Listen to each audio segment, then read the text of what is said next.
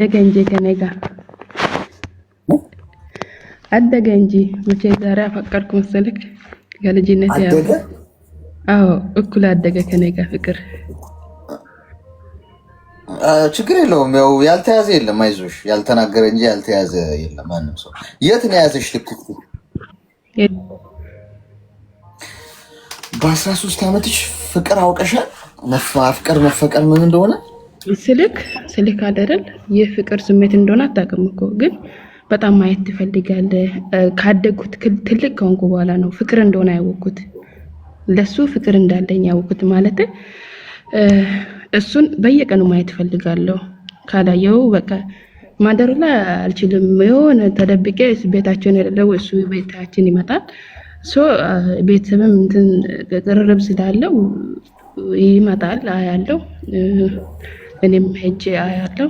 የተለያዩ አጋጣሚ እንገናኛለን። ግን የሆነ ትቢት ተንኮል ምናምን የለም። ነፃ የሆነ ፍቅር አለ አይደል? ማለት መዋደድ ብቻ ነው።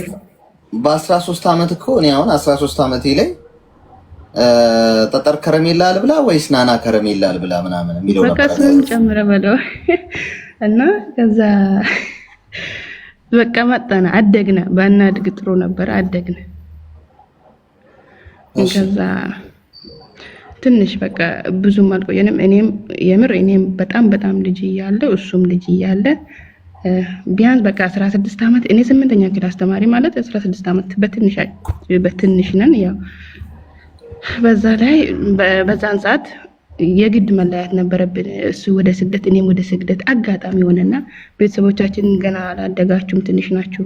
የሱ ቤተሰብ እንደዛ አይነት ነገር እያወራ የኔም እንደያረ እያለ ግን በቃ የሆነ ጉዳይ ገጠመኝና ግዴታ ከሀገር መውጣት ስለነበረብኝ ፓስፖርት ወጥቶልኝ እህቴ ውጭ ሀገር ነበረች፣ ወደ ሳውዲ አረቢያ ሄድኩኝ። እኔ ከመሄዳችን በፊት ደግሞ ሁለታችንም ያኔ አሁን በሙስሊም ኒካህ ነው የሚባለው፣ ያኔ ቃል መግባባት የሚለው ነገር እና እናርግ ስል እኔ ለምሳሌ ቤተሰብ ውስጥ 6ኛ ነኝ። ከኔ ታላቅ በሙሉ ትዳር አይደለም ምንም ያላሰበ ነው። ምክንያቱም ገና ናቸው፣ እኛም ገና ነን። እነሱም ቤት እንደዛ እሱ መሀል ላይ ነው ተላላቆች አሉ እና እንረገማለን አልኩት። ደፋር ነህ እንደዚህ ብለህ ብታወራ እንረገማለን በታላቆቻችን እና አንተም በልብህ እኔም በልቤ እንኖራለን። አንተም መስራት አለብህ፣ ትልቅ እንሆናለን፣ ነገም እኮ እናድጋለን በሚል ተለያየን። እኔ እዛ ሄድኩኝ፣ እሱም ሄደ እና በመጀመሪያ ጊዜ እንገናኝ ነበር። አጋጣሚ ያው ሳውዝ አፍሪካ ስልክ አስቸጋሪውን ስልክ ተወስዶበት ተጠፋፋን። ያኔ በቃ አሁን ቲክቶክ ምን የሚሉት ማህበራዊ ሚዲያም አልጠቀምም። በቃ ገና በቃ ምንም ተጠቅሞ ማግኘት ምናምን አልቻልኩም። ተጠፋፋን። ብቻ ያው ለሱ ስሜት አለኝ ግን በቃ እንዳለው ነው እንትን ብያ ያለው አጋጣሚ ደግሞ እኔ ወደ ሀገር ገባው። ወደ ውጭ ሀገር ተመልሼ ለመሄድ እናቴ ስትታመም ወደ ሀገር ገባው። ስገባ ያው የሰፈር ወሬ ታውቃለህ፣ ስለሱ እየተወረ ነው። ሌላ ሰው ከሌላ ሰው ፍቅር ይዞታል ምናምን በቃ ፍቅር ልበልክ ወይስ እኔ እንጃ አላውቅም። ብቻ ሌላ ሰው እንትን ብለዋል ተብሎ ማለት ነው። ከሌላ ሴት አውርቷል ምናምን ተብሎ ሲወራ በቃ መከዳት ተሰማኝ በጣም። ይሄ ነው ብዬ ደግሞ ለቤተሰብ መናገር አልችልም። እንዲህ አብረን እንዲህ የምንሆነው ልጅ እኔ አፈቅራለሁ የሚለውን ነገር ለማንም አውጥቼ መናገር አልችልም። እህቶቹም ጋር ሄዳለሁ፣ ቤታቸውንም ሄዳለሁ፣ ከእህቶቹም ጋር ይገናኛለሁ እና ስለዛ ነገር ለሱ እክሌን በቃ እኔ ጋር ያለውን ስሜት ማንም ስለማያውቅ እህቶቹ ራሱ የሆነች ልጅቷን ለሱ ብለናል ምናምን የሚሉት ነገር ለኔ ማውራት ጀመሩ። እኔ ደግሞ በዛን ሰዓት እኔ እሱን አፈቅራለሁ ምናምን ብዬ መናገር አልቻልኩም። ምክንያቱም አንድ ላይ ያደግን ሰዎች እኛ ያለነው ሌላ ስሜት ውስጥ ነው፣ ግን ማንም ሊረዳን አልቻለም። ከዛ በቃ ተመልሶ ውጭ ሀገር መሄድም ቀረ።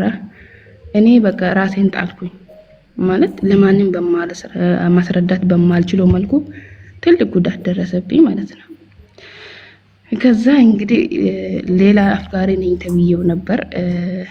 ያው እኔ በእርግጥ በትምህርት ቤት ላይ በጣም አንድ ላይ እንቀመጣለን፣ እንጮታለን። ግን እኔ ፍቅር ምለው ነገር በውስጤ የለም ለዛ ልጅ። እሱ ለካ በጣም ይፈልገኛል ምናምን። ከዛ እሱ ለማጥለፍ ምናምን ሞከረ። እኛ ጋር ያው ሴት ተጠልፎም ያገባሉ ምናምን ስሞክር ከሱም ለማምለጥ ስል እማላቆ ሰው አገቡ። ድንገት እማላቆ ሰው ድንገት ታውቄ ማለት ነው። ስልክ ያኛውን ልጅ በጣም አልፈልጉም፣ እወደዋለሁ፣ ግን እወዳለሁ በወንድምነት በእህትነት እንጂ ፍቅር የሚባለው ስሜት የለኝም ለዛ ልጅ ማለት ነው። እሱ ግን ግዴታ እኔን ማግባት ይፈልጋል። ጠልፎኝ ላ አስጣሉት። ከዛ ከሱ ለመሸሽና የሆነ ቤተሰቦች የሆነ ትችት ስነሳብኝ ተናድጄ እስቲ ማናችሁ ምን እንደሚታመጡ ያለው በማለት ሌላ ልጅ ሄጄ ድንገት ታውቄ ድንገት አገባው። ሲያገባ ትልቁ ችግር ሃይማኖታችንም አንድ አይደለም። ሳይግባቡ ተግባቡ ነው ተጋቡ ነው የሚባለው።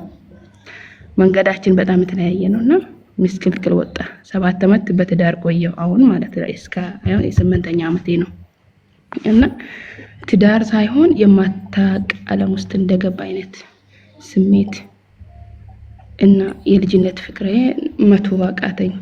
እሱ ጋር ሆኜ ማስቦ ለዛኛው ነው ስለዛኛው ነው በቃ አለረን። ከዛኛው ጋር ሆኜ ስለዛኛው ነው ማስበው። እሱን ባጠገቤ ባየ ቁጥር እሱ በሆነ ብዬ ነው የሚመኘው። በቃ እኔ አሁን ዘላለም እዚህ ትዳር ውስጥ ነው ያንን ሳላገኝ ነው ወይ የምኖረው ነው እያልኩ ነው የምኖረው። እና እንደዛ እያልኩኝ ያው 3 ልጅ ትርትር ያው የልጅነት ትዳርም ነው በቃ አለደል 3 ልጅ አለኝ አሁን እኔ ማለት ነው። 3ኛ ልጄን ግን በ6ኛ ወሯ ጥዬ ነው በቃ ለማምለጥ ብቻ ስል ወደ ዱባይ ትቼ መጥቼ እዚህ ያለውኝ። ግን የልጅነት ፍቅረኛ ኢትዮጵያ ነው ያለው። ተመልሶ ወደ ከስግደት ወደ ኢትዮጵያ ሄዷል። እና ከተገናኘን አሁን 8 ወራችን ነው ከሱ ጋር በስልክ ማለት ነው። እንደገና ሌላ ዓለም ውስጥ ገባው አሌክስ ስልክ በቃ ሰላሜን ማገኘው ማወራው ሁሉ ነገር ከሱ ጋር ነው አወራለሁ። ወዴት እየሄድኩኝ እንደሆነ አላቅም። እና አሁን ደግሞ የሚሰማኝ እሱም ጋር ያው ነው ያልተቀየረ ስሜት አለ፣ እኔም ጋር ያ ስሜት አለ። እኔ በሰራዋቸውና በተፈጠረ ስህተት እነዛ ልጆቼ ሊጎዱብኝ ነው ወይ? ከዚህኛው መራቅ ከዛኛው መጨመር በቃ መሀል ላይ ምስቅልቅል አልኩኝ። ስልክ በቃ ብዙ ሰው ሊፈርድብኝ ይችላል ማለት ብዙ የማይገባቸው ማለት ነው። ትዳር የገባሁት ሮጬ ነው ምንም ግራ ቀኝን ሳላይ ልጅነት ቀጥቶኝ። አንደኛ እሱ እንደከደኝ አይነት ነገር ይሄ ነገር ውሸት ነበር። እሱ ያልፈለገ ነበር፣ ግን እርግጥ ነው ቤተሰብ ፈልጎ ነበር። የፈለገ ነገር በቤተሰብ እንትን ብሎ እሱ አልወሰደም። እሺ ብሎም አልገባም፣ እስካሁንም አላገባም። ህይወቴ ብሎ አልኖረም። እሱ ለኔ የገባልኝ ቃል እንኳን አንድም ቀን እኔ ነው ግን በሰውሬ ቾክዬ የማይሆን ውሳኔ ወስኜ ህይወቴን አበላሸው።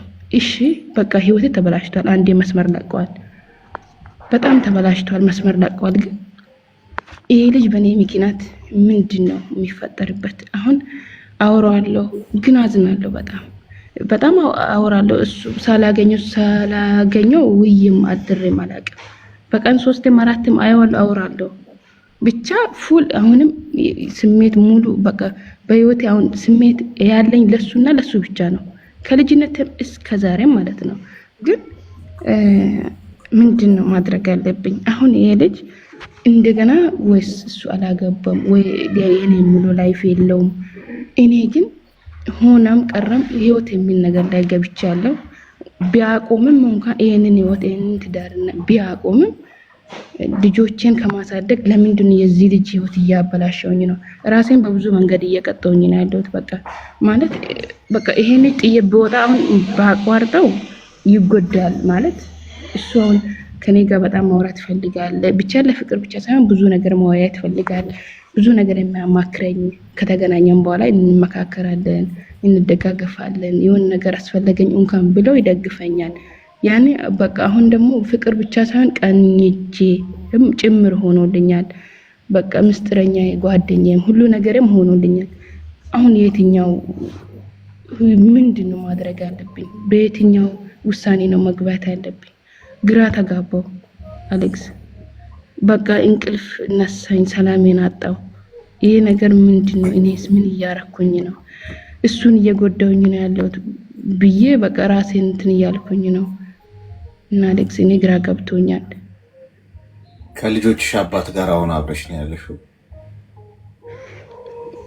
በቃ እሱም ያሁን በዚህ ሰዓት ያው ብዙ ጊዜ አጥ ነበረ ስልክ አሌክስ። ሶስቱንም ልጆች የሚገርመው እኔ በኦፕሬሽን ነው ወለድኩት። ምክንያቱም ማማጥ አልችልም፣ ሰውነቴ በምንም አይነት እንቅስቃሴ ማድረግ አይችልም። ለምን መሰለክ? የሆነ ነገር ሁሉም ነገር በህይወት ላይ በፍላጎት ስታረግ ነው። በፍላጎት ህይወት ትዳር ብለህ ትይዛለህ አይደል? ትዳር ውስጥ ብዙ ፈተና ነው ያለው። ትዳር አሁን ከባልም ከሚስትም ጋር በፍላጎት የሚሆን ነገር ላይ ነው ምንም ነገር ታግለም እንትን ማለት የሚችለው። ገባክ? ተረዳኸኝ? ስልክ በቃ አርግዤ የማማጥ እድል እንኳን ለራሴ አልሰጥም አይደል? በቃ ፍዝዝ ብዬ ምንም አይነት ሰውነት እንትን የለውም ምንም። ሁሉም ነገር እኔ በስሜት በፍላጎት አይደለም ታውቃለህ። እንደመገደድ አይነት ነገር ነው ህይወቴ ውስጥ ያሳለፍኩት ማለት ነው። ይሄ ነገር ዶክተሮቹ ላማክረውኝ ይሄን ነገር ባልሽን ማማከር አለብን፣ አንቺ ያለሽ ሁኔታና ከእድሜሽ አንፃር ይሄ ነገር የማይሆን ነገር ነው ያረክሽ ያለሽው፣ ይሄ ነገር በግድ ነው የምትኖሪ ምናምን ብሎ አንድ ዶክተር በሁለተኛ ዙር ልጄ ማለት ነው አሁንም ህፃን ልጅ ሆነሽ ኦፕሬሽን መደረግ አለብሽ፣ በኦፕሬሽን መውለድ ከጀመርሽ ካሁን በኋላ በኦፕሬሽን እንትን የምትይ፣ ስለዚህ ደግሞ ሁለተኛ ኦፕሬሽን ከተደገመ ሶስተኛ እድል አይሰጥሽም በማይፀን እንድትወልጂ። ስለዚህ ከመደረግሽ በፊት አንድ ነገር ላማክርሽ እና ብሎኝ ሁሉንም ነገር ነገርኩት። ህይወትን በሩጫ እንደገባውና ለምንም ነገር ፍላጎት እንደሌለኝ ምናምን ነገርኩት። ከዛም በኋላ ለሱ መንገር አለብኝ። ይሄ ነገር ማቋረጥ ካለበትም በጊዜ ህይወትሽን ላይ ልታጪ ትችያለሽ። ኦፕሬሽን እየተደረግሽ ያለሽው ሰውነትሽ ላይ ምንም እንቅስቃሴ ስለሌለ ማንቀበል አይደል? ለማማጥም ጉልበትም ፍላጎት እንደሌለ አይነት ነገር ነው። በቃ ሰውነትሽ ቀዝቀዝ ብሎ ዝም ያለ ነው። የሚጥ መርፌ ተወግቶላ አያሚጠኝም አይደል? በቃ ውስጤ የሆነ ነገር ሞተዋል እና ይሄ ብቻዬን የሚታገለው ስሜት ብቻ ነው። ለሰው ማስረዳት ምናምን የማችለው የብቸኝነት ስሜት ነው። ብቻዬን የሚቃጠልበት እሳት ነው እና በዚህ እንትን ብሎኝ ዶክተሩ እኔም ቢያልኩት እንዳትናገሩ አልኩት። በቃ አንዴ እኔ ቾክ ያርጋለሁ፣ እሱንም መጉዳት አልፈልግም። ኦፕሬሽን አድርጉ፣ ልጆቼ እንዳይጎዱ አውጡት። በቃ እኔን ኦፕሬሽን የሚታረጉት ፈቅጄ ራሴ እየፈረምኩላችሁ ነው። ስለዚህ ስላሰብክልኝ አመሰግናለሁ ዶክተር። ይሄን ነገር ለሱ መናገር የለበትም፣ የሱ ስሜት እንዲጎዳ አልፈልግም ብዬ እንትን አልኩኝ። ሌላ ደግሞ ከቤተሰብ በኩልም አልተስማሙም። እኔ ቤተሰቦቼ ሙስሊም ናቸው፣ እሱ ክርስቲያን ነው። በዛ ላይ በጣም እንትን ነበረ፣ ጭቅጭቅ ነበረ። በጣም ቴንሽን ውስጥ ነበርኩ እና ከነገ ዛሬ እያልኩ እሱ መለቀቀኝም በቃ እሱ እንደማሳመን እንትን እያልኩ ሶስተኛ ልጅም እንደገና እኔ መከላከያ ስጠቅም ምንም አይመቸኝም ለሰውነት። ሶስተኛ ልጅ እንትን አለች። ከዛ በኋላ ሶስተኛ ልጅም በ6 ወሯ ትቼ ጨክኜ ወጣሁኝ እና እሱ አሁን ምን አለኝ፣ በቃ ብዙ ነገር ከዛሬ ነገ ትቀየራለሽ፣ ልጅ ነሽ ብዬ ነበር። አንድ ቀን ታፈቅረኛለሽ፣ የሁለታችን ፍቅር የኔ ፍቅር ለሁለታችን የሚበቃል፣ ቤት የሚያኖር ሁላ ይመስለኝ ነበር። ግን አንቺ በድራማ ውስጥ ነው የነበርሽው። ፍላጎትሽ ምንድን ነው? ለአንቺ ለእኔ ስሜት እንደሌለሽ በደንብ አድርጌ ነው የማውቀው። በሁሉም ነገር ስሜት እንደሌለሽ አውቃለሁ። ግን በዚህ ምክንያት ነው ብለሽኝ እንኳን ነግረሽኝ አታውቅም። እዚህ እንኳን እያለሽ ሁሉ ነገር አውቅ ነበር። አሁን ይበልጥ ምክንያቱም እሱን በቃ ለልጆች ስል ብቻ ነው የማወራው። እሱም ብሎ ተናገረኝ። ለልጆች ስል ብቻ ነው እኔን እንደምታወሪኝ አውቃለሁ ምናምን ይለኛል። እና ብር ካስፈለጋችሁ እልካለሁ፣ በቃ እንደዛ ነው የሚለው። ብር አስፈልጋችሁ ከሆነ እልካለሁ፣ ችግር እንዳስፈልገው ከሆነ እልካለሁ ምናምን እላለሁ። እና ሌላ ማውራት ምናምን አልፈልግም። በጣም በግድ ነው የማወራው እና በሁለቱም ተንጠልጥያለሁ እና በጣም ደብሮኛል። እሺ ሚዩት አድርጊና አዳምጪኝ። አንደኛ ነገር ማንም ሰው ካፈቀረው ሰው ጋር አይኖርም። እሺ ካፈቀረው ሰው ጋር ኖሮ አያውቅም ማንም ሰው። ስለዚህ መጀመሪያ በልጅነት የማትፈልጊበት ህይወት ውስጥ ገባሽ፣ ልጆች ወለሻል፣ ትዳር ውስጥ ነው ያለሽው። ሚዩት አርጊ። ትዳር ጋይስ፣ ከላይ ከስሜ ጎን ያለውን ልብ ቅርጽ ምልክት የነካችሁ ሜምበር ሆኑ። እሺ ሁላችሁ ትዳር ቃቃ ጨዋታ አይደለም። ዝም ብለሽ ንፋስ ሲመጣ ወይ አውሎ ንፋስም ምንም ዝናብም ሲመጣ ብሎ ጠርጎ ይዞት የሚሄደው 3 ልጆች ወልደሻል። ኃላፊነት ነው፣ ቃቃ ጨዋታ አይደለም። ትዳር ውስጥ ሆነሽ እንደገና ሌላ ስተት እንዳትሰሪ። የድሮ ፍቅረኛሽ የልጅነት ነው። በቃ የ13 ዓመት ጀምሮ የተዋወቃችሁት አብራችሁ አደጋችሁ፣ አብራችሁ እንድትኖሩ አትጠብቂ። ማን ካፈቀረው ጋር ኖሯል? ማን ግዴታ ስላፈቀርሽ መኖር አለብሽ አብረሽ? ይሄ ከውስጥሽ እንዲጠፋም አትጠብቂ። በቃ የልጅነት ሁሉም ሰው የልጅነቱን ያስታውሳል እኮ እዚህ ውስጥ በልጅነት የከሌና ፍቅሬ ምናምን የልጅነት ፍቅረኛቸው ምናምን እኮ ይባባላል። ትዳር ውስጥ ሆነው ስቲል ትዝ የሚላቸው የልጅነት የፍቅር ታሪካቸው ይኖራል። አሁን ከዛ ሰው ጋር ማውራት አለባቸው ማለት ነው? የለባቸው። በኃላፊነት ነው። ትዳር ውስጥ ስትገቢ ኃላፊነት ሊሰማሽ ይገባል። ከአንድ ሰው ጋር ብቻ ነው። ልጆች ደግሞ ካመጣሽ ልጆች ደግሞ ሌላ ኃላፊነት ናቸው። እዚህ ጋር ስትንጂ ትዳርሽን ልጆቹ ነው ሜዳ ላይ የምትበትኝው። መጀመሪያ ስተሽ ሀዲድ ገብተሽ እንኳን ከነበር እያስተካከልሽ ያለው ነገር እያረምሽ ትሄጃለሽ እንጂ እዛ ውስጥ እንደገና ሌላ ሀዲድ ስተሽ ሌላ ጥፋት ብትሄጂ ምናልባት የ13 ዓመትሽ ላይ ሆነሽ የምታውቂው ሰው እንደዛ ሆኖ አይደለም የምታገኘው። አሁን በህይወት መንገድ ውስጥ የማይቀየር ማንም ሰው የለም። 13 ዓመትሽ ጀምሮ የምታውቂው ልጅ አይደለም የሚሆነው። በብዙ መልኩ ተለውጦ ይሆናል። በብዙ መልኩ የራሱ ህይወት ይኖረዋል። ኔው ፍቅረኛ ኖረውም ይሆናል አንቺ የሚጀነጅ ነው። ስለዚህ ትዳር ውስጥ ነው ያለሽው። ባልሽን አክብሪ፣ የልጆችሽን አባት አክብሪ።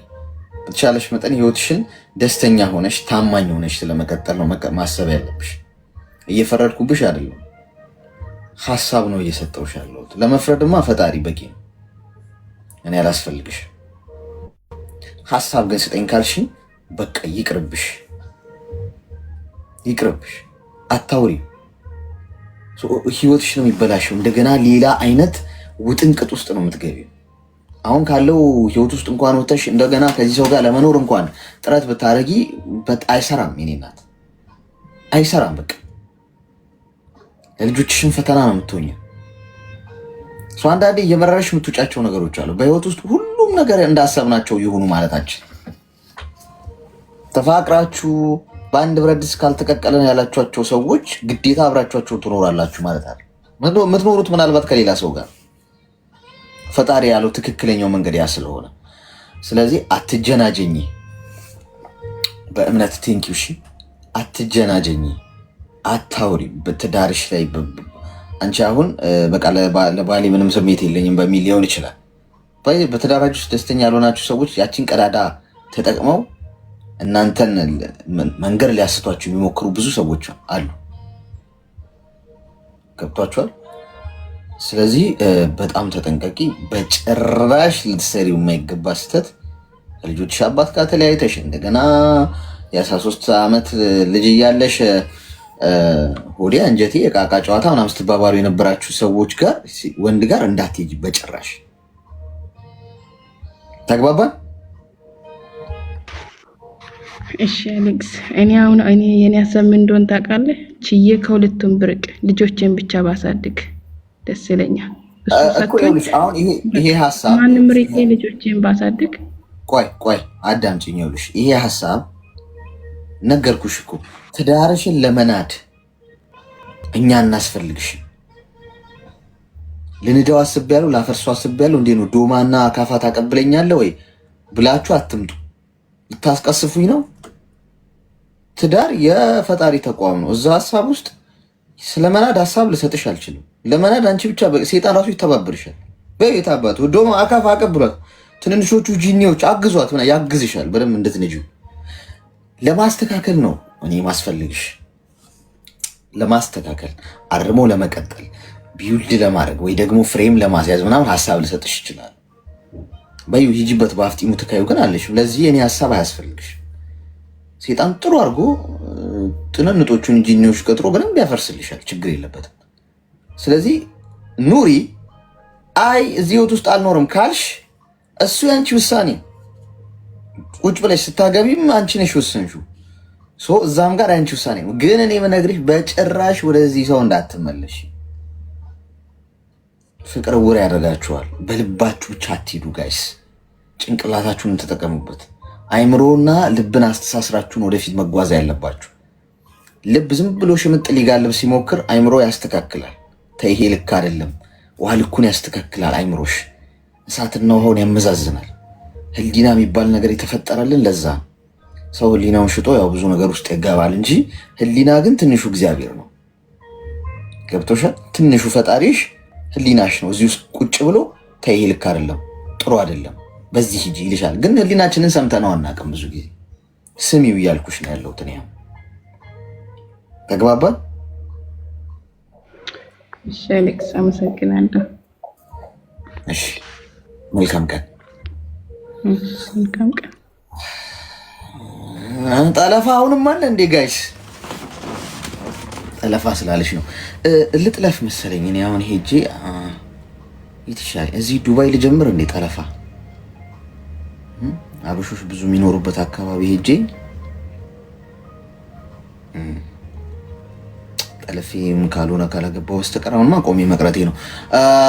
እስቲ ብዙ አበሾች ወጣ ገባ የሚሉበት አካባቢ ጠቁሙኝ። እዛ አካባቢ ጠለፋ ከባድ ጠለፋውን ልታግዙ የምትፈልጉ ሰዎች ኢንቦክስ አድርጉልኝ። ግጥም ቅድም ያልሽኝ ልጅ አለሽ፣ እንስማ እስቲ አንድ ግጥም አለሽ? አይቻታለሁ ቅድም፣ ፕሮፋይሏንም አይቼዋለሁ ቅድም ልታነብልን ብላ ቆይ በኋላ መሀል ላይ ታነቢልናለሽ ብያት ነበረ። አለሽ? አለች። ቆይ አየኋት። ነይ ግቢ። ደግሞ ትንሽ ሪላክስ ያርጉ አይደል? አይምሯቸው ደም የተፈለጠ ጭንቅላት ምናምን የተቀደደ አንጀት የተዘረገፈ ምናምን ነው እስካሁን ሲያዩ የነበረው። አሁን ትንሽ እስቲ ከደሙም ከፈለጠውም ከመቅደዱም ወጣ ብለን እንትማስ። እንኳን ደህና መጣሽ። ይሰማል? አለው ሰማለ። አሁን እስቲ አቅርቢልን ግጥምሽ። እሺ አንዴ እኔም ነበረኝ ግጥም እኮ በቀን አንድ ግጥም እንሰማለን። ያዙት ነገም ደግሞ ትመጣላችሁ። እንደዚህ እያደረግን አንድ ብቻ ነው ግን በቀን የምንሰማው። ተደጋገም ነው የግጥም መድብል ማሳተሚያ ፕሮግራም ሆኖ ቁጭ ይላል ሰዓቱ። ቀዶ ጥገና መሆኑ ይቀር ነው። እሺ የግጥም ምሽት እንዳናስመስለው። እሺ አንድ ከሰማን በቀን እየቀኑ ደግሞ አለ።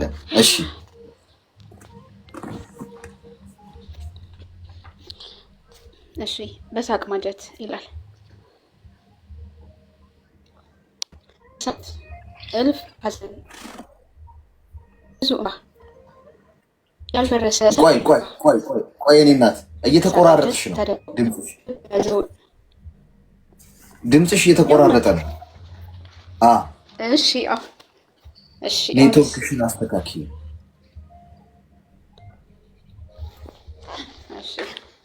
አሁን መጥቻለሁ። አሁን ጥሩ ነው።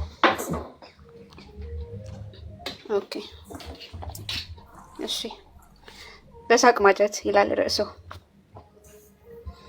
በሳቅ ማጀት እልፍ ሐዘን ብዙ እንባ ያልፈረሰ ሰፊ አምባ ከሳቅ ማጀት ተደብቆ ልብ የያዘው ጥርስ አምቆ ከከንፈር ቋት ባለች ምላስ የተካደ ያጣም ወስ ብዙ ችግር እልፍ ስቃይ በሳቅ ዋሻ የማይታይ ገላጭ አጣ ታስሮ የሚኖር በጀርባ ላይ አለ ነገር በፈገግታ የተዋሸ ለቀን ትቶ ቃል ያሸሸ ገላጭ አጣ ታስሮ የሚኖር በሳቅ ማጀት አለ ነገር ያመቀችው በልቧ ላይ የዋጠው ስቃይ እንዳይታይ ከከንፈር ቃል ያልጎበኘው ብዙ አምቢ አይን የካደው በጉንጭ ወርዶ ጥርስ ያቆመው መንገድ ያጣ የሚወጣበት ውስጥ ያመቀው አካል ገፍቶት አለ ወበቅ አለ ወበቅ አለ እንፋሎት አለ ህመም አለ እሳት አለ ስንጥር ያልቆረጠው ጥርስ ነክሶ እኝ እያለ የሸፈነው እውነት መስሎ አለ ውጋት አለ ህመም ለወዳጅ ሩቅ የቅርብ ዓለም የልብ አለቃ የሳቅ ሎሌ ከባድ ሸክም ሚዛን አሞሌ አለ ስቃይ በልብ ላይ ከሳቅ ማጀት ተንጎባ ላይ ይላል። አመሰግናለሁ። ክበሩልኝ። አሌክሲ ጎበዝ፣ በርቺ። እሺ እንዳልኩሽ አስቀምጪ ግጥሞችሽን በደንብ እየጻፍሽ መጽሐፍ ታደርጊያቸዋለሽ። እሺ እሺ አሌክሲ፣ እሺ ያሰብኩኝ ነው። አመሰግናለሁ በጣም እሺ። ሰዓት የሆኑ ገጣሚዎች ነው እየተፈጠሩ ያሉት ጋይስ። ይሄ እኮ ሰው ሀገር ማዳም ቤት ምናምን እኔ ነኝ። ቴንክ ዩ ሶ ማች።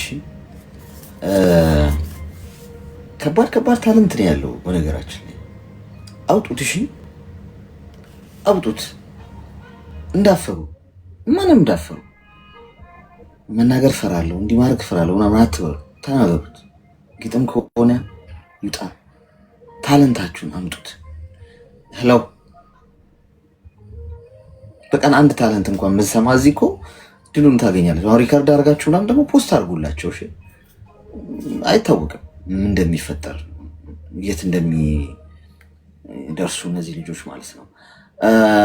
ሰላም አንዴ ላስቸግራችሁ። 1800 ሰዎች ለ30 ሰከንድ ያህል ታፕ አድርጉ እስቲ።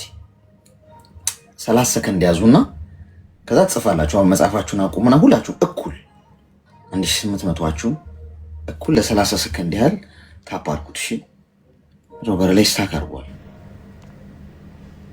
ከዛ ትጽፋላችሁ። ችግር የለም ይደርሳል። ነገ ደግሞ ሌላ ደግሞ እንሰማለን። ሌላ ሰው ደግሞ እንደዚህ አንዳንድ ቀን አለ። የት ሄድብናል? ሄሎ ሰላም አሌክስ። ሰላም እንኳን ደህና መጣሽ። እንኳን ደህና ቆየ። ሁሉ ሰላም እግዚአብሔር ይመስገን። ምን እንታዘዝ? እኔ ምክር ንገሪኝ።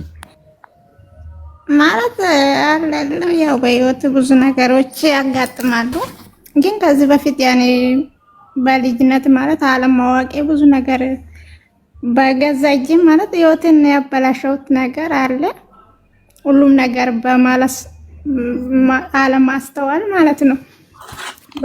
በመራመድ ማለት ራስን መወቀሳ ማለት የጎዱኝን ሰዎች ሳይሆን በራሴ በቃ ግን ሁሉም ነገር ላይ አሁን ላይ ስገባ ይጸጽተኛል። በቃ ጸጸቱ ከውስጥ መልሶ እኔን እየጎዳኝ መጣ ማለት ነው። እና በቃ አሁን ማለት አሁን ላይ በቃ ብቻዬን ነኝ። ሁሉም ነገር አጥቻለሁ። የምወዳችሁ በቃ በዙሪያ ያሉ እኔ ያልኳቸው የለፋውላችሁ ማለት በቃ አሉልኝ ያልኳቸው ሰዎች ሁሉ አጥቻለሁ። በቃ ባዶነት ይሰማኛል፣ ብቸኝነት እና በቃ ህይወት ምርር ያለ ህይወት ውስጥ ነው ያለሁት የምኖረው። በቃ ጊዜም በአግባቡ አለመጠቀሜ ምናምን ይቆጨኛል። እንዲሁም ደግሞ በቃ የራሴ ያልኳችሁ ማለት በጣም በቃ የምተማመንባቸው አይጎዳኝም ብዬ የጠበቅኳቸው ሰዎች ግን በአፋቸው የሚወዱኝና ለእኔ ጥሩ የሆኑ ይመስሉና ከኋላ ግን እኔን ለመጣል እኔ እንደወርቅ ማለት ነው የሚያደርጉ በቃ በጣም ያመመኝ ነገር ብኖር ከአእምሮ ውስጥ እንዳይወጣ አድርጎ ነው የሳሉኝ ማለት ነው። በዛው ላይ እኮ የራስን ማለት በቃ የማልገምተው ከፈጣሪ በታች በጣም የምተማመንባችሁ ሰው ይሄ ሰው በቃ ምንም ነገር አያረገኝም ብዬ ግን አፋችሁ እኔ ብዙ ጊዜ ሰውን አምናለሁ። በጣም ግልጽ ነኝ፣ የዋ ነኝ፣ ለሰው ክፋት አላስቡም። ግን አንዳንድ ጊዜ ትንሽ የመቸኮል ባህሪ አለብኝ። በጣም ቸኩል ነኝ፣ እቸኩላለሁ። በመቸኮሌ አንዳንዶቹ ብዙ በዙሪያ ያሉ ያስቀየምኳቸው ሰዎችም አሉ። ግን በስህተቴ ደግሞ አምኜ እነዛ ሰዎች ጎዳው ብዬ የማስበውን ያኔ ለይቅርታም ቅርብ ነኝ። ለጥፋቴ አምናለሁ፣ ይቅርታ ጠይቃለሁ። ግን ይቅርታ ከጠየኳቸው በኋላ የነዛ ሰዎች ግን መልሶ ደግሞ እነሱ በቃ ይቅርታዬን ተቀብሎ መልሶ ደግሞ የሚያስቡልኝ እና ጥሩ ሰው የሆኑና እኔ ምጥላ ማለት የማይጠበቃቸው ከነሱ ማለት ነው፣ እኔ ላይ የሰሩት ማለት ነው። ግን ደግሞ ፈጣሪ ያው የዋ ስትሆንና ሰው አፍና ከላይ ነው እግዚአብሔር ደግሞ የውስጥን የዋነት አይቶ ከዛ ነገር ደግሞ ፈውሶኛል ማለት ነው። ግን ጠብቆኛል። ግን በቃ በጣም ሁሉ ነገሩ በቃ በአንድ ዜሮ ነው ያደረጉብኝ። ህይወትን ሁሉ አጨለሙብኝ ባዶ። አሁን ላይ ብቻ በቃ ሁሉ ነገሩ ጨለማ ታውቃለች፣ ጨለማ ውስጥ ያለ ሰው ማለት ነው። እንደዛ አይነት የምረዳኝ ሰው የለም ከጎን። በቃ የኔ የምላቸው ሰዎች በቃ ማንም አይረዳኝም። ሰውም እንዳይረዳኝ አደረጉኝ።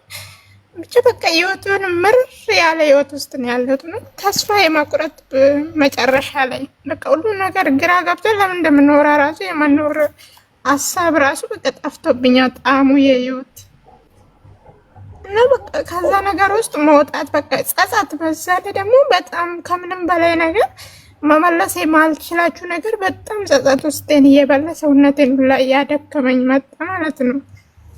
ግን በቃ ብዙ ነገሮችን አበላሸውት፣ አንዳንዴ በማሸኮሌ፣ አንዳንዶቹ ደግሞ የኔ ያልኳቸው ሰዎች ብዙ ነገሮች ነው። አንዳንድ ጊዜ ማለት እንደዚህ አይነት ባህሪ ያላቸው ሰዎች ማስተምረው ነገር የዋነት በጣም ይጎዳል። በቃ ለሰው ግልጽ መሆን፣ ምስጢር አውጥቶ ለሰው መናገር፣ ለጓደኛ መናገርና ማይናገር ምስጢር ለይቶ አለማወቅ፣ በቃ ለሰው ሁሉም ነገር ማውራት መልሶ ለራስ ነው ጉዳቱ ማለት በቃ መልሶ ህይወትን ያበላሻል። እኔ የተማርኩት ነገር ይሄ ነው። በቃ የራሴ ማለት ሰው ሳይሆን ራሴን ነው ጥፋተኛ ማደርጋ። በራሴ በከፈትኩ በር ራሴ ባሰየሁት ውስጤ ህይወቴን ሁሉ ነገሬን አጥቻለሁ። ብዙ ነገሬን አበላሸሁት። ግን ግልጽነት እውነት ይጎዳል እንጂ ይጠቅማል። አንዳንዴ ድብቅ መሆን በቃ እንደ ሰው አስመስሎ መኖርን የመሰለ ነገር የለም። ግን አሁን ላይ በእርግጥ ተምሬበታለሁ። ከአንድም ሁለት ወድቄያለሁ፣ ትምህርት ወስጄበታለሁ። ግን ይሁን በቃ ያለፉ ህይወቴ ለፊቴ መጥቶ ይረብሸኛል። በቃ ወደፊት እንዳልሄድ ያን ነገር ትቼ ወደፊት እንዳልጓዝ የወደፊት ህይወትን በቃ እንዳልጓዝ ወደ ኋላ ይጎትተኛል። ከዛ ነገር ውስጥ መውጣት በጣም ዳገት ነው የሆነብኝ። እውነት ብዙ ነገሬን አጥቻለሁ። አሁን ብቻዬን ቀርቻለሁ። በቃ ሁሉ ነገሬ እና ቤተሰቦችሽ ናቸው? ቤተሰቦችም ያው በቤተሰቦች ዙሪያም እንደዚህ በሁሉም ያልታደልኩ ሰው ነኝ። በጓደኛም በፍቅረኛም ብቻ አንዳንዴ ፍቅርም ህይወት በራሴ በቃ ሁሉ ነገር ሳይገባኝ በፍቅር ዙሪያም ገብቼበት ከአንድም ሁለቴ ተጎድቼበታለሁ። ብቻ በቃ በቤተሰብ ዙሪያም የሚረዱኝ የለም። በሁሉም ነገር የተጎዳው። እድሜሽ ስንት ነው? ከአንድ መጣው ታዲያ። እሺ ስልክ ተደውሎ ነው። ማዳም ነሽ መቼም ማለት ሚኩ። እኔ ማዳምን ኪኒን የእንቅልፍ ኪኒን እንስጣችሁና ዲሊቨር አድርገንላችሁ በምግብ ስጧቸውና ይተኙ፣ ለት ይበሉ፣ አስተኟቸው ብለን ተናግረናል። ከዛ ፕሮግራማችንን ስንጨርስ ሌላ የሚወጋ መርፌ ያለ ተወጓቸውና ይነቃሉ እንደገና። እንደዛ ካላረጋችሁ ሰላም አይሰጡም። እሺ እድሜ ስንት ነው? እድሜ ወደ 23 አካባቢ ገብቻለሁ። 23። አሁን ምንድን ነው የምትፈልጊው? በቃ ከዚህ ጸጸት ምናምን እንዴት ነው ከውስጥ መውጣ፣ እንዲሁም ደግሞ በቃ ያ ያለፈውን ነገር ረስቼ እንዴት ነው ወደፊት መጓዝ የምችልበት፣ አእምሮን እረፍት መስጠት፣ በቃ አለምንም ሀሳብ ኖርማል በቃ ወደ ራሴ መመለስ የምፈልግበት ማለት እንደዛ። እሺ ሚዩት አድርጊና አዳምጪኝ እስቲ። አሁን በምትወጃቸው ሰዎች መጎዳትን እንደ 23 ዓመትሽ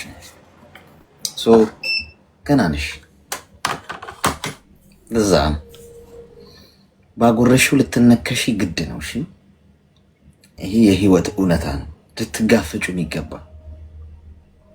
ሰዎች አጋጣሚውን ካገኙ በግላጭ ካገኙሽ ይሾጡሻል። በስናይፐር ነው ግንባርሽን የሚለጥጡሽ የትኛውም ሰው። ደግሞ በዚህ ጊዜ ብልህ መሆን አለባችሁ ብዬ የምነግራችሁ ብዙ ጊዜ ለዛ ሁሉንም ነገር አትናገሩ ለሰው። ሰዎች እድገታችሁን አይፈልጉም፣ ለውጣችሁን አይፈልጉም። ሁልጊዜ ከፈጣሪያችሁ ጋር ተጣበቁ። ሰው አትፈልጉ። ለሰው መድኃኒቱ ሰው ነው። ሰው ነው የሚሰጠው ደግሞ ፈጣሪ ነው።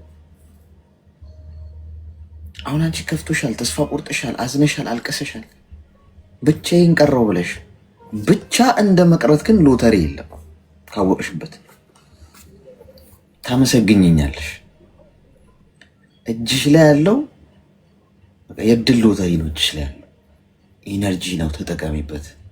በሰው አለመከበብሽ ጥሩ ነው። ፈጣሪ ከጀርባሽ ላይ መሽገር የሆኑብሽን የተጣበቁብሽን ሰዎች በሙሉ ራሳቸው ተነቅለው እንዲሄዱ አርጓቸዋል። ጎድተውሽ ቢሆን ሰው መጠንቀቅ ያለብሽ ነገር አሁንም እያሸነፍሽ ስትመጪ የጎዱሽ ሰዎች ሊጨርሱሽ ተመልሰው ይመጣሉ።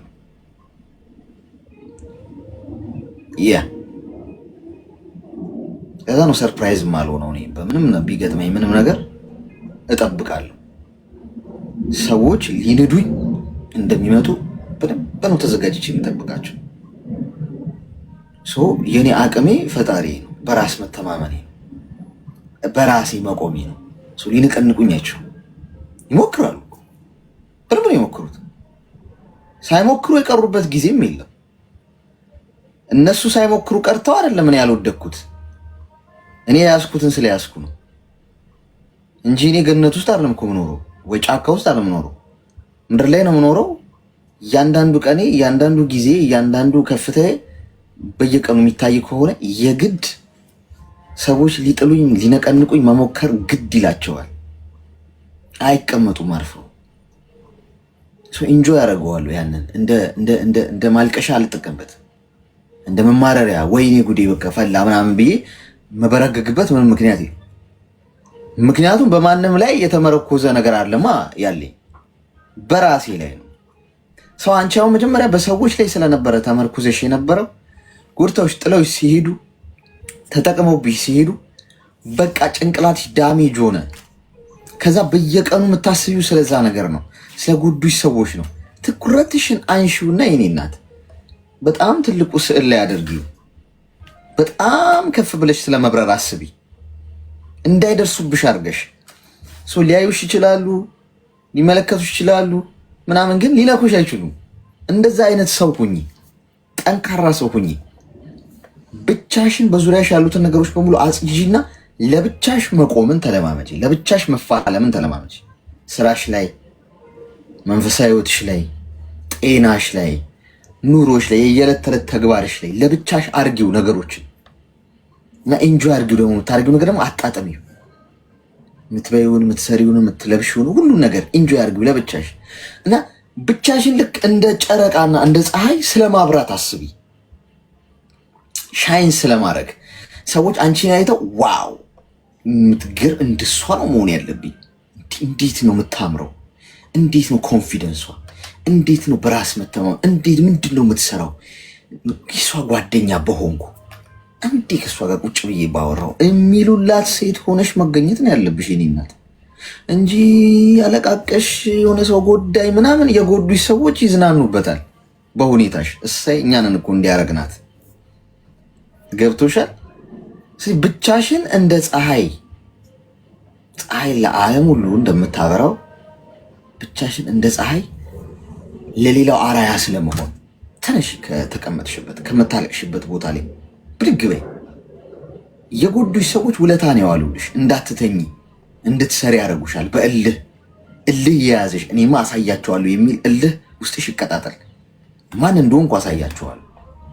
ሰዎች የሚያጨበጭቡልሽ አይነት ሰው ራስሽን ጠብቀሽ ቆንጆ ሆነሽ እና ከሩቅ ሰዎች ሲያዩሽ አባቷን የምታምረው ምናምን የሚሉላት ሰው ስለመሆን አስቢ። ሰርተሽ ገንዘብ ይዘሽ የራስሽን ቢዝነስ ከፍተሽ ከማዳም ቤት ወጥተሽ ማንም ነጊቢ ነው ውጪ በዚህ ስሪ በዚህ ማይልሽን የራስሽን ግዛት መስረተሽ ባንቺ ንግስትነት ውስጥ ሰዎች ከሷ ጋር እኮ በኖርኩ ወንዶች ሁሉ ምን አለ እሷ ባል በሆንኩ የሚባልላት ሴት በአስተዋይነትሽ፣ በስራሽ፣ በትጋትሽ፣ በጽናትሽ፣ በአሸናፊነትሽ ይቻላል ወይ? ግጥም አድርጎ ነው የሚቻለው። አንቺ ብቻ ተነሽና ስሪ። ማለቃቀሱን አውልቂው። ይሄ ካባሽን የምታለቃቅሽበትን ከኋላ የጎዱሽ የተጠቀሙብሽ ሰዎች ድጋሚ እንዳይጠቀሙብሽ ሴኪውር ሁኚ። ፓስወርድ ይኑርሽ። ፓስወርድ ማንም ምንም ነገር ስለፈለገ ልብሽ ውስጥ እንዲገባ የማይችል ገብቶሻል። ሰው እኮ ቤት ሰርቶ አጥር አደገኛ አጥር የሚባል ነገር አለ። በኤሌክትሪክ ያጥራል አይደለ? አጥሩ ሌባ እንዳይገባ ሰው ቤት ሰርቶ አደገኛ አጥር የሚያጥር የሰው ልጅ ለጉዙ ነገር እንዴት ለልባችን አደገኛ አጥር አይኖረንም? ስለዚህ በጣም ጠንካራ ሰው ለመሆን ትክክለኛውን ጊዜሽ አሁን ነው። እንደው የእውነት ታድልሽ። ለብቻችሁ ፋይት ማድረግ ልመዱ። እኔ ስላረኩት ነው መነግራችሁ። ብቻዬን ፋይት ያደረግኩባቸው የህይወት አጋጣሚዎቼ ወርቃማው ጊዜ የምለው ያ ነው። ጋይ ባይዞ አሁን ተውት። አሁን ማንም የሚያጨበጭብላችኋል። ባይዞ አሁን ስትነሱ ምናምን ሳሩ ድንጋዩ ምናምን ላኳ አፍ አውጥቶ ምናምን ዋው ሊልላችሁ ይችላል። ያሁኑ አይደለም ፖይንቱ። ብቻዬን የተዋጋውባቸው ቀኖች ነበሩ እና ለእኔ ወርቃማው ጊዜ ምለው እሱን ትዝ ይለኛል። በቃ ማለት ያ ጊዜ በጣም ኢምፖርታንት ነው ለእኔ። መሰራት እንደገና ይሰራሻል፣ አይምሮሽ ይከፈታል፣ ህይወት ትገባሻለች በደንብ አስተዋይ ነው የምትሆኝው። ማንም እዚህ ምድር ላይ ለአንቺ እንደሌለልሽ ራስሽ ብቻ ለራስሽ ህይወት እንዳለሽ ይገባሻል። እና ልክ ብድግ ስትነሺ ምንም የማይሰብርሽ ሰው ነው የምትሆኝው። ሰው ተናግሮ ሊያስቀይምሽ ምናምን ኧረ ተይው፣ እሱ በጣም ኢዚ ምግብ የመብላት ያልቀላል። የሆነ ሰው መጥቶ ሊጎዳሽ ምናምን ሊሞክር ብረት ነሽ የኔ እናት። ጥቁሩ ድንጋይ ያላረ ከአለት የማይፈለጠው ከዛ የምትበልጪ